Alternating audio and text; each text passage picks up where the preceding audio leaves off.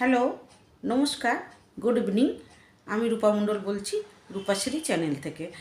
আশা করি আপনারা কেমন আছেন, ভালো আছেন নিশ্চয়ই। আমিও খুব ভালো আছি। তো আজকে ছোট্ট করে একটা ভিডিও করে কালকে ভিডিওটা পোস্ট করব। আপনারা ভালো লাগলে দেখবেন, আর বেশি বেশি করে ভালো লাগলে শেয়ার করবেন, যাতে অনেক লোকের কাছে পৌঁছায়। আর ভিডিও ভালো লাগলে লাইক দেবেন। তো আজকে মানে একজনের কথা বলছি, যার কথা এতদিন ধরে বলছি, যাকে নিয়ে এতদিন ধরে লাইভ করছি। তার নাম আজকে নতুন করে দিয়েছি কামাটিপুরা গাঙ্গুবাই।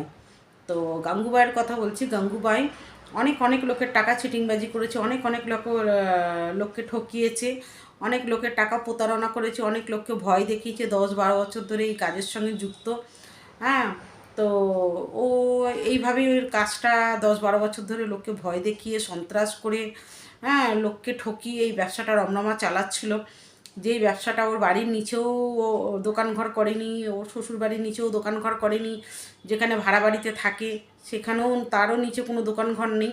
এটা করিমপুর বাস স্ট্যান্ডে গিয়ে একটা গলির ভেতরে ছোট্ট একটা বাথরুমের মতন একটা দোকানঘর 5-6 হাজার টাকা ভাড়া নিয়ে রমরমা ব্যবসাটা ও চালাচ্ছিল। আগে তো ছিল টিনের চালের ঘর, একটা দোকানঘর। হ্যাঁ, এখন ব্যবসায় ভালো আমদানি হচ্ছিলো, ভালো ইমপ্লিমেন্ট হচ্ছিলো, লোক ঠকানোর ব্যবসাটা ভালো করে চলছিল। সেই জন্যে একটা একটা বাথরুমের মতন একটা ঘর নিয়ে চলে 4-5 হাজার টাকা যেটা ভাড়া, সেখানে বসে ওই 8-10 জন মহিলা নিয়ে সন্ত্রাসবাজি আশেপাশে বস করিয়ে রাখতো। আর একটা ঢপের চপ একটা রেখে দিয়েছিল খাতা। তো সেখানে নাম এন্ট্রি করার জন্য 500 টাকা, 2 কপি ফটো আর আধার কার্ড। আর এইভাবে গাঙ্গুবাই ব্যবসাটা ভালোভাবে চালাচ্ছিল। তো সেই ব্যবসাটা যখন আমার সঙ্গে প্রতারণা করলো, আমার সঙ্গে যখন ও ফ্রড করলো, চিটিংবাজি করলো, তখন আমি তো ছাড়নেওয়ালা মেয়ে নয়, আমি তো চুপ করে থাকার মহিলা আমি নই।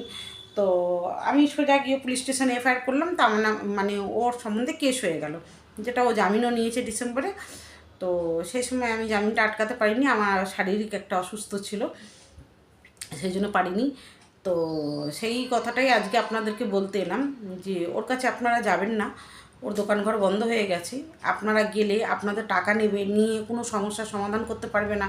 আপনারা কোথায় খুঁজে পাবেন? ওর বাড়ির নিচে তো অফিস নয়, ওর শ্বশুর বাড়ির নিচেও অফিস নয়। ওর বাড়ির নিচে অফিস যদি থাকতো, দোকানঘর থাকতো, তাহলে ওর মা বাবাকে জিজ্ঞেস করতেন। ওর শ্বশুর বাড়ির নিচে যদি দোকানঘর থাকতো, ওনার শ্বশুর শাশুড়িকে জিজ্ঞেস করতেন, ওনার স্বামীকে জিজ্ঞেস করতে পারতেন।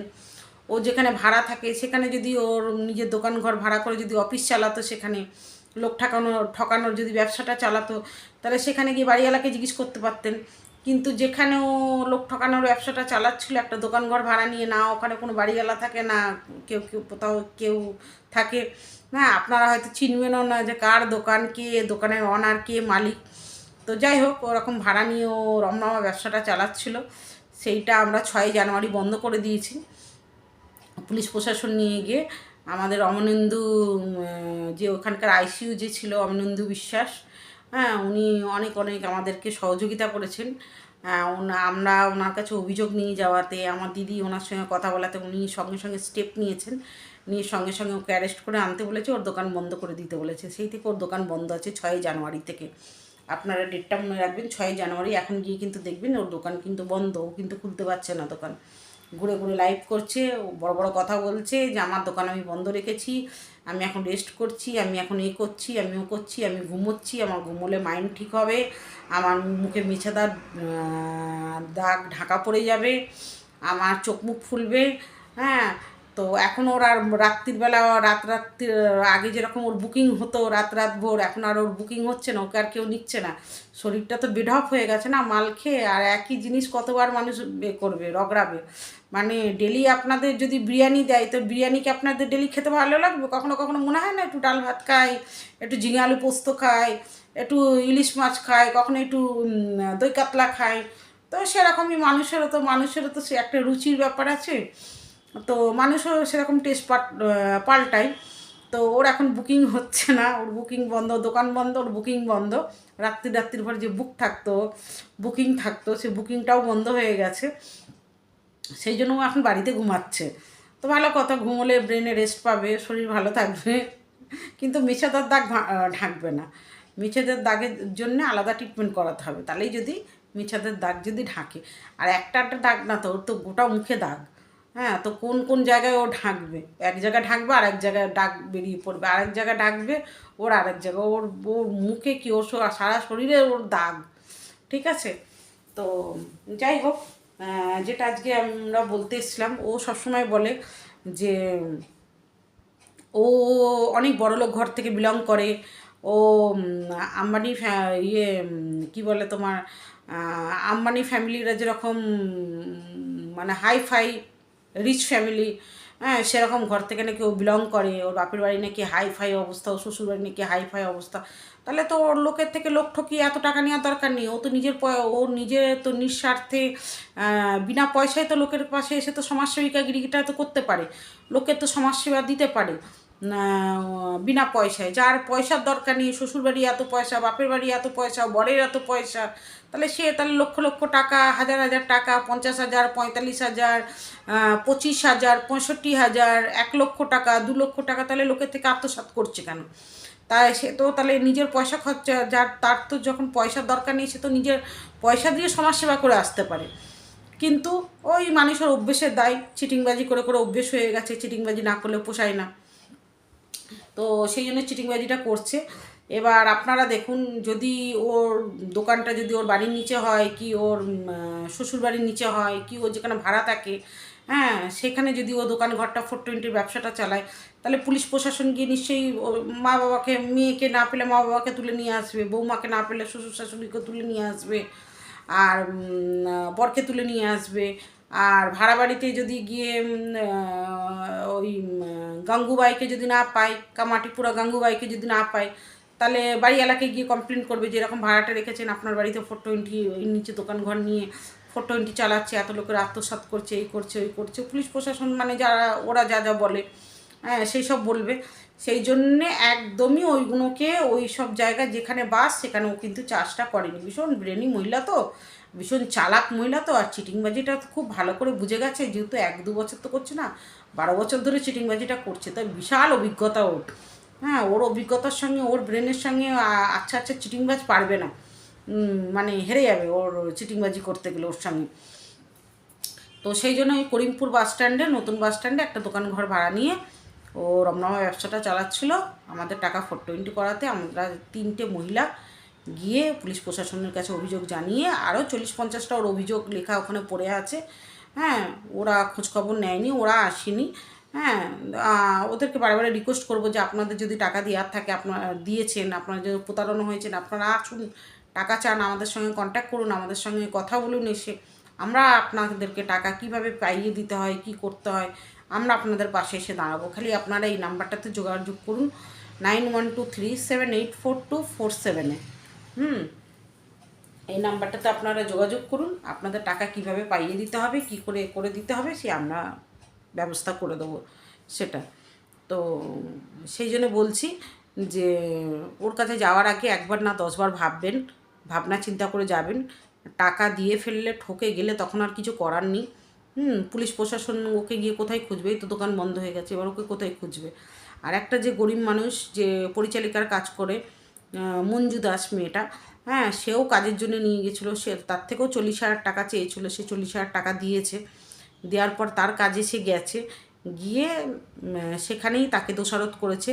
মানে মঞ্জু দাসের চামচাগিরি করতে গিয়ে বিনা পয়সায় তার বরের পাড়ার লোকের চামচাগিরি করে গাঙ্গুবাই, কামাটিপুরা গাঙ্গুবাই চলে এসছে ওখানে, ও মঞ্জু দাসকে মানে করে হেনস্থা করে দিয়ে মঞ্জু দাসকে বলছে তুমি এসো, এসে একটা লিখিত অভিযোগ দাও, এখানে আমরা পেপারে একটা লিখছি, তোমাকে একবার আসতে হবে, এখানে সই করতে হবে, এটা আমরা থানায় জমা দেবো যে তোমার কাজ শেষ।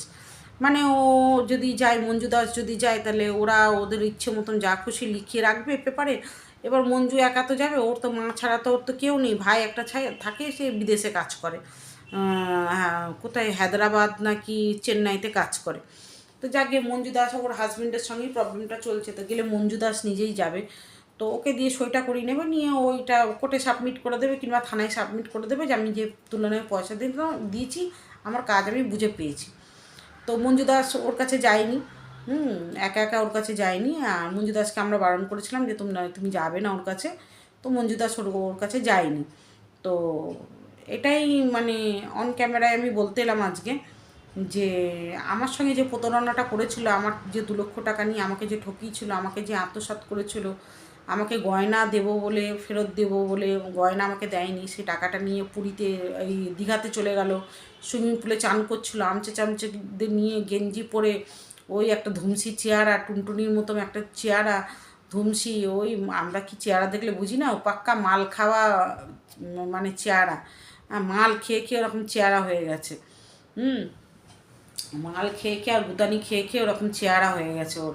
ওর আর কিছু নেই, ভদভদ ভদভদ হয়ে গেছে, যেরকম ওই যে পান্তা ভাত পচে গেলে যেরকম ভদভদ ভদভদ করে, ওরকম ভদভদে হয়ে গেছে ওটা। তো যাকে যে খাবে সে বুঝবে ভদভদে আছে কি শক্ত আছে, তো সেটা আর আমার বলার দরকার নেই। তো আমার টাকাটা নিয়ে দীঘায় চলে গেল, চান করলো, ওখানে গিয়ে হুলুস তুলুস করে এলো, এসে আমাকে নিয়ে তো কাটা ছেঁড়া যা যা করলো, সে তো দুনিয়ার লোক দেখেছে। আমার মোড় ঘুরছে, মোড় ঘুরছে, মোড় ঘুরবে, মোড় ঘুরবে, মোড় ঘুরবে, এখনও অবধি মোড় ঘোরাতে পারলো না। ওরই সম্বন্ধে এতগুলো আমি মোড় ঘুরিয়ে দিলাম, এত এভিডেন্স আমি জোগাড় করে নিলাম, আমি নিজেকে নিজে শপথ নিয়ে নিলাম যে এই মহিলাকে ছাড়া যাবে না, এই মহিলাকে মহিলার সম্বন্ধে স্টেপ নিতে হবে, এই মহিলাকে আসল রূপটা দেখাতে হবে।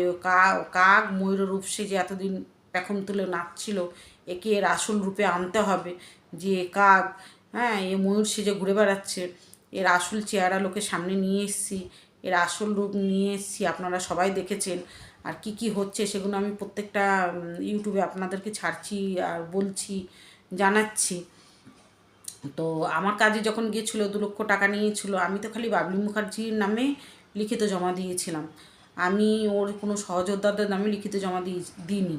কেন? ওখানে পারমিতা ছিল, ওখানে ছিল তোমার স্যান্ডি ছিল, ওখানে মুন্নি ছিল, ওখানে সৈকত ছিল, ওখানে শঙ্কর ছিল। হ্যাঁ, যদি আমি এদের সবারই নামগুলো যদি এর মধ্যে দিতাম, তাহলে বাবলি মুখার্জি বাব বলে টাকাগুলো আমার টাকাটা তাহলে ফেরত দিয়ে দিত। তো দেখুন, আমি যাকে টাকা দিয়েছি, যার নামে আমি চেক দিয়েছি, যার অ্যাকাউন্টে চেক গেছে, যার হাতে আমি ক্যাশ দিয়েছি, আমি তো তার নামটাই দেবো না, এই আমচে চামচাগুলোকে ধরে কী লাভ? তো সেই জন্য আমি ধরিনি, আর এদের নামটা আমি দিইনি।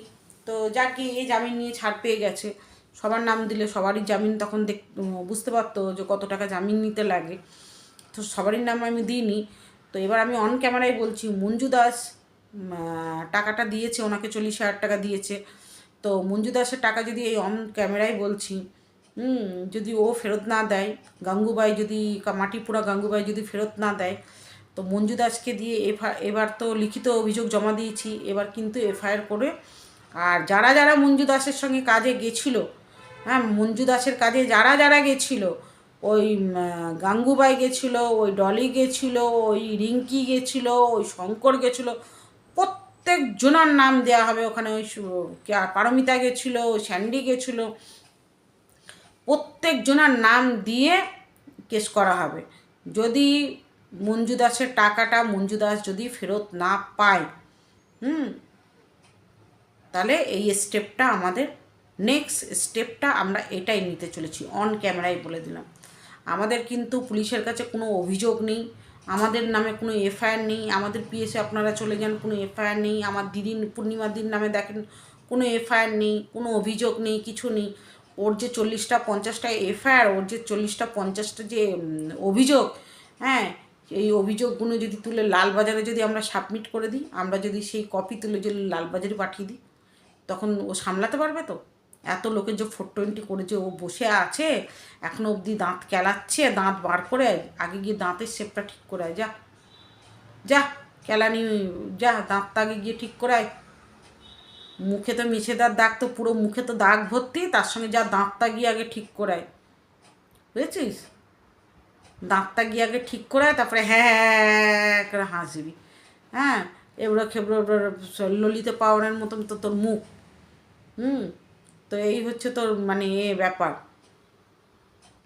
এইসব তো তোর কাজকর্ম, চিটিংবাজি 420 কাজ করে করে কাজ করে করে কাজ করে করে, আর এরকম করে বিছনা গরম করে আজকে এই জায়গাটা এসে তুই পৌঁছেছিস। ভেবেছিলি সবার সঙ্গে ঠকবাজি করছিস, রূপা মণ্ডলের সঙ্গে ঠকবাজি করলে রূপা মণ্ডলে চুপ হয়ে যাবে না? রূপা মণ্ডলকে ভয় দেখালে রূপা মণ্ডল চুপ করে ঘরের মধ্যে গিয়ে চুপ করে বসে থাকবে না? হ্যাঁ, খুব বড্ড বার বেড়ে গেছিলি না? একটা মহিলার সঙ্গে কথা বলতে গেলে 70 জন মহিলা নিয়ে গিয়ে তার বাড়ি ঘেরাও করতে লাগে। হ্যাঁ, কেউ গাছে ডাল ধরে ঝুলছে, কেউ পাঁচিল ধরে ঝুলছে, কেউ রেলিং ধরে ঝুলছে। এগুলো কোনো সুস্থ মানুষের কাজ? হ্যাঁ, যত মদ মাতাল নিয়ে গিয়ে, সন্ত্রাসবাদী নিয়ে গিয়ে একজনের বাড়িতে গিয়ে সন্ত্রাস চালিয়েছিস, লজ্জা করে না? একটা মহিলার সঙ্গে গিয়ে দুজন যদি কথা বলতিস তাতেই তো সমস্যা মিটে যেত। সেখানে 70 জন মহিলা নিয়ে যেতে হয়, 4 গাড়ি মহিলা ভাড়া করে নিয়ে যেতে পারে। তার মানে কি বুঝিয়েছিস? ওটা দেখি আরও লোককে বুঝিয়েছিস যে আমার এই সম্বন্ধে যদি কেউ স্টেপ নেয়, আমার সম্বন্ধে যদি কেউ আওয়াজ তোলে, আমার 420 ব্যাপারে যদি কেউ স্টেপ নেয়, তাহলে তারও বাড়ি গিয়ে এই 4 গাড়ির লোক নিয়ে গিয়ে ঝামেলা করবো? 70 জন মহিলা নিয়ে আয় না আমার বাড়িতে, বটি দিয়ে না তোর গর্দন থেকে না ধর থেকে মুন্ডু আলাদা করে দেবো কুপিয়ে, বুঝেছিস? পূর্ণিমা দিদির সঙ্গে দিদিকে তখন নতুন এসেছিলো, দিদিকে তখন মানে তুই সর্বসভা এখানে, মানে 420টা তুই চালাবি এখানে বসে, আর কেউ ভালো কাজ করবে না, লোকের পাশে আর কেউ এসে দাঁড়াতে পারবে না। তুই লোককে যা বোঝাবি তাই বুঝবে, যা দেখাবি তাই দেখবে, তোর গুছিয়ে তোর কথা শুনবে, মানে তুই যা, তুই নাচবি, তুই গাইবি, তুই দর্শক, তুই দেখবি, তুই জনগণ, তুই দেখবি। সে বলে না, নিজেই ঢোল বাজাচ্ছে, নিজেই গাইছে, নিজেই নাচছে, নিজেই জনতা হয়ে আবার দেখছে, সেই মানে তুই হয়ে গেছিস। ঠিক আছে? তো 2023-এ করেছিলি, 2026-এ তুই 2023-এ 6ই ডিসেম্বর করেছিলি, আমরা 2026-এ 6ই জানুয়ারি করেছি। তোর ওটা স্মরণীয় দিন, এটাও আমাদের স্মরণীয় দিন। ঠিক আছে? আর এবার ভাবিস না যে মঞ্জু দাসের টাকাটা নিয়েছিস, গরিব মানুষ, সে বারবার চাইছে, তাকে দিচ্ছিস না। হ্যাঁ, তাহলে ওকে আমি বলবো যে তুমি কেস করো, দরকার পড়লে উকিলের ফি আমি দেবো। এই যে পুলিশবাদী কেসটা যে আমার হয়েছে, পুলিশ প্রশাসনের কাছে লিখিত আমি মানে জমা করেছি, পুলিশ প্রশাসন একদম সোজা কোর্টে পাঠিয়ে দিয়েছে, তার জন্য 1 টাকাও খরচা হয়নি। এবার উকিল দাঁড় করাতে উকিলের ফিসটা আমাকে দিতে হবে। ঠিক আছে? তো মঞ্জু দাসেরটাও সেটাই করব, করে ওই লিখিত জমা দিয়ে বলবো, আয়োকে বলবো, আমাদের যে আয়ো আছে ওনাকে বলবো যে ওটা কোর্টে পাঠিয়ে দিন আপনি। আর মঞ্জু দাসকে বলবো তোমাকে ফি দিতে হবে না, আমাকে তো উকিল দাঁড় করাতে হবে আমার সময়, আমি তো কেসটা তুলে নিইনি, আমার কেসটা এখনও কৃষ্ণনগরে আছে। তো এখন আছে, আসুক না, 1 বছর পর, 2 বছর পর, 4 বছর পর, 5 বছর পর আসবে তো নিশ্চয়ই, তুলে তো নিইনি কেসটা। কেস যখন আছে ডাক তখন পড়বেই, কেস কোর্টে উঠবেই। হ্যাঁ, তো মঞ্জু দাসকেও বলবো যে ওইভাবেই তুমি আমার মতন করো, দরকার পড়লে তোমার ফিটা আমি দিয়ে দেবো যদি তোমার না ক্ষমতা থাকে। যে চল কত দূর দৌড়াবি, আরেকটা তুই কেস খা। আর আমরা মিথ্যে কেস করবো? মিথ্যে কেস করবো না তো, আমরা তো এভিডেন্স নিয়ে কেস করব। আমাদের কাছে একদম পুরো এভিডেন্স সমেত নিয়ে আমরা কেস করব, আমরা মিথ্যে কেস করব না তো। আমরা প্রমাণ নিয়ে আমাদের কাছে কাগজ পেপার কথা বলবে, পেপারসে চেক, ফোনপে, গুগল পে, এইসব আমরা যে দিয়েছি সে ডকুমেন্টস নিয়ে আমরা কেস করব। আমরা কি মুখের কথায় কেস করব নাকি? আমরা যদি মুখে গিয়ে বলি স্যার আমাদের থেকে 10 লাখ টাকা কেউ নিয়ে নিয়েছে, তার এভিডেন্স কোথায়? তার তো কিছু এভিডেন্স হবে না, সে এভিডেন্স নিয়েই আমরা এগোবো। এভিডেন্স ছাড়া, পুলিশ প্রশাসনকে ছাড়া আমরা কিছু করব না। ঠিক আছে? নিজের আইনকে নিজে হাতে তুলে নেব না। তো এটা আমি অন ক্যামেরায় বলে দিলাম। আর বাবলি মুখার্জি যদি টাকা দিয়ে দেয় তাহলে খুবই ভালো, তাহলে ওকে আর কেসে যেতে বলবো না, গরিব মানুষ। আর যদি টাকা না দেয় গাঙ্গুবাই, তাহলে এই স্টেপটা আমরা আমরা নিতে চলেছি। আর লাগবে আমাদের সাথে, আর লাগবে পূর্ণিমাদির সাথে, আয় লাগতো। ঘুঘু দেখেছিস? ঘুঘুর ফাঁদ দেখিস নি তো? ফাঁদ তোকে দেখাবো ঘুঘুর, দাঁড়া। বুট পালিশ কর আর ঘুরে ঘুরে বেড়া, যা, আর গাড়িতে লাইভ কর, যা। আর ওই দোকান ঘর খুলে 420 করতে বসবে না, যা। এই যে হাজার লোক না দেখছে, সবাই সতর্ক হয়ে যাচ্ছে। আর বেশি না, তোর পিএসএ গেলে তোর সম্বন্ধে খোঁজ নিলে আরও লোকে সতর্ক হয়ে যাবে।